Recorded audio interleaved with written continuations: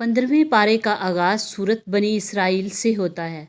सूरत बनी इसराइल के शुरू में अल्लाह ताला इरशाद फरमाते हैं, पाक है वो ज़ात जो अपने बंदों को रात के वक्त मस्जिद हराम से मस्जिद अक्सा तक लेगी, जिसके गिर्द हमने बरकतें रखी हैं ताकि हम इन्हें अपनी निशानियां दिखाएं। बेशक वो खूब सुनने वाला और देखने वाला है। रसूल करीम सल्लल्लाहु अलैहि वसल्लम जिब्राइल अमीन अलैहिस्सलाम के साथ बैतुल मक़दस की इमारत में दाखिल हुए, जहां आदम अलैहिस्सलाम से लेकर ईसा अलैहिस्सलाम तक तमाम अंबिया सफ़ बांधे हुए मौजूद थे। रसूलुल्लाह सल्लल्लाहु अलैहि वसल्लम ने मुसल्ला इमामत पर खड़े होकर नमाज की इमामत फरमाई और तमाम अंबिया कराम अलैहिस्सलाम ने आप सल्लल्लाहु अलैहि वसल्लम की इमामत में नमाज अदा की और यूं कायनात के लोगों को ये बात समझाएगी कि रसूलुल्लाह सल्लल्लाहु अलैहि वसल्लम सिर्फ़ आने वालों के इमाम नहीं बल्कि जाने वालों के भी इमाम हैं। जब रसूलुल्लाह सल्लल्लाहु अलैहि वसल्लम सफ़रे मिराज से वापस आए तो अबू जहल ने जनाब अबू बकर सदीक रज़ी अल्लाह अन्हु से पूछा कि क्या कोई इंसान एक रात में बैतुल मक़दस का सफ़र करके वापस आ सकता है? तो जनाब अबू बकर सदीक रज़ी अल्लाह अन्हु ने कहा, ऐसा मुमकिन नहीं।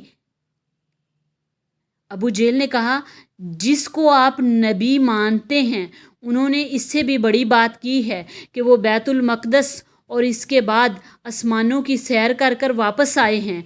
हज़रत अबू बकर सदीक रज़ी अल्लाह अन्हु ने कहा कि अगर रसूलुल्लाह सल्लल्लाहु अलैहि वसल्लम ने ऐसा कहा है तो फिर यकीनन दुरुस्त कहा है, इसलिए कि रसूलुल्लाह सल्लल्लाहु अलैहि वसल्लम कोई बात किसी भी हालत में आप सल्लल्लाहु अलैहि वसल्लम की बात कोई भी किसी हालत में गलत हो ही नहीं सकती।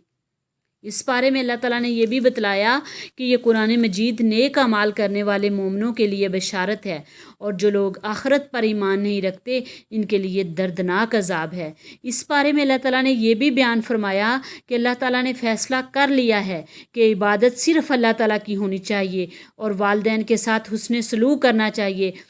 अगर वो दोनों या इनमें से कोई एक बुढ़ापे की उम्र को पहुंच जाएं तो इसको उफ़ भी नहीं कहना चाहिए और ना इनको झिड़कना चाहिए और इनको अच्छी बात कहनी चाहिए और इनके सामने मोहब्बत के साथ अपने बाजुओं को झुकाना चाहिए और ये दुआ मांगनी चाहिए कि परवरदिगार इन पर रहम कर जिस तरह वो बचपन में मुझ पर रहम करते रहे। अल्लाह तबारक व तआला ने इस सूरत में ये भी इरशाद फरमाया कि क़राबतदारों, मसाकीन और मुसाफिरों के हक़ को अदा करना चाहिए और फ़जूल खर्ची नहीं करनी चाहिए। बेशक फ़जूल खर्च शैतान के भाई हैं और शैतान अपने परवरदिगार का नाशुक्रा है। इस सूरह मुबारका में अल्लाह ताला ने इन काफिरों का भी ज़िक्र किया कि जो ख़ुद तो बेटियों को ज़िंदा दरगोर कर देते और इनकी पैदाइश को अपने लिए बाइसे आर समझते, मगर दूसरी जानब ये कहते हैं कि अल्लाह ने फ़रिश्तों को अपनी बेटियां बनाया हुआ है। यानी एक तो वो अल्लाह की औलाद बनाते हैं फ़रिश्तों को और इसके बाद औलाद भी वो बनाते हैं जिसको ख़ुद कबूल करने पर तैयार नहीं। यानी वो कहते हैं अपने लिए तो बेटियाँ पसंद नहीं करते, कहते हैं कि फ़रिश्ते अल्लाह की बेटियाँ हैं। यानी बेटियों को अपने लिए पसंद नहीं करते, ख़ुद वो बेटियों को कबूल करने पर तैयार नहीं।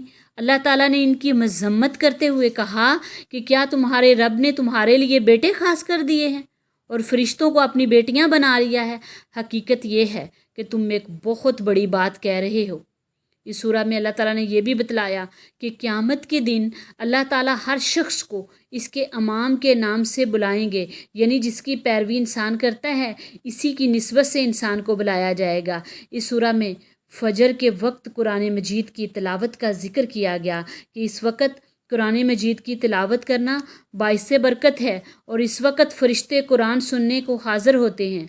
इस बारे में अल्लाह ताला ने नबी करीम सल्लल्लाहु अलैहि वसल्लम को तहज्जुद की नमाज़ अदा करने का हुक्म दिया कि ये नमाज़ नबी करीम सल्लल्लाहु अलैहि वसल्लम पर उम्मत के मुकाबले में लाजम थी और इसका सबब ये बतलाया कि अल्लाह ताला नबी करीम सल्लल्लाहु अलैहि वसल्लम को क़यामत के रोज़ मकाम महमूद अता फ़रमाएंगे। इस सूरह के आखिर में जाकर अल्लाह ताला इरशाद फरमाते हैं कि अल्लाह ताला को चाहिए तुम लोगों को चाहिए कि अल्लाह ताला को अल्लाह कहकर पुकारो, रहमान कहकर पुकारो। अल्लाह ताला के सब अच्छे अच्छे नाम हैं, इसको जिस नाम से चाहो पुकारो। सूरत बनी इसराइल के बाद सूरत कहफ है।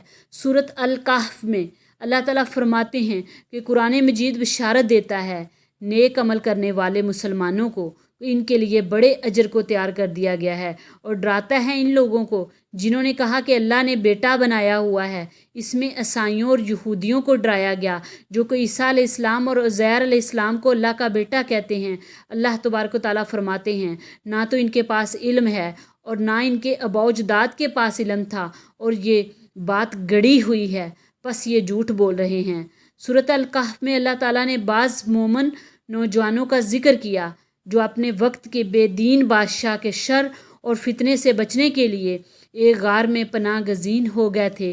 अल्लाह ताला ने अपनी कुदरत कामला के इजहार के लिए इन्हें 309 बरस के लिए सुला दिया, और इसके बाद जब वो बेदार हुए तो आपस में बातचीत करने लगे कि हम कितना सोए होंगे। इनका ख्याल ये था कि एक दिन या इसका कुछ हिस्सा सो गए हैं।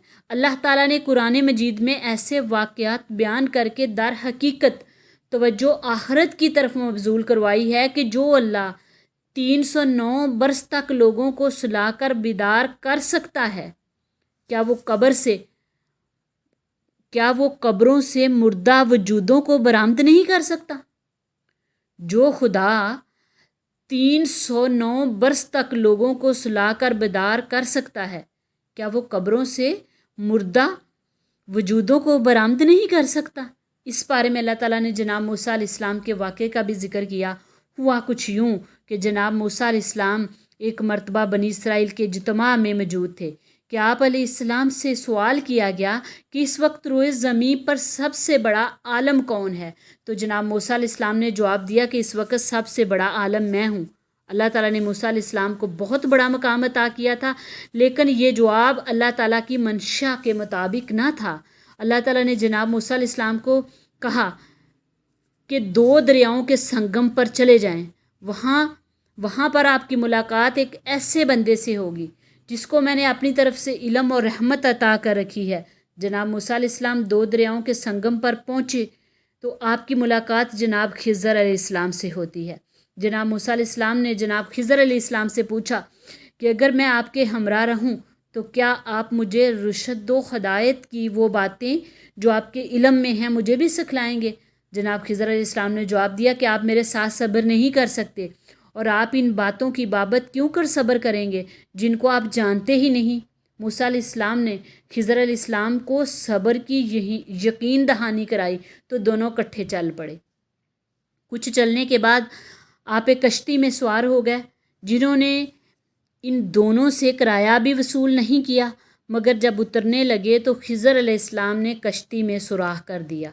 मूसा अलैहिस्सलाम को ये बात पसंद न आई कि जिस कश्ती में सफ़र किया इसी में सुराख कर दिया।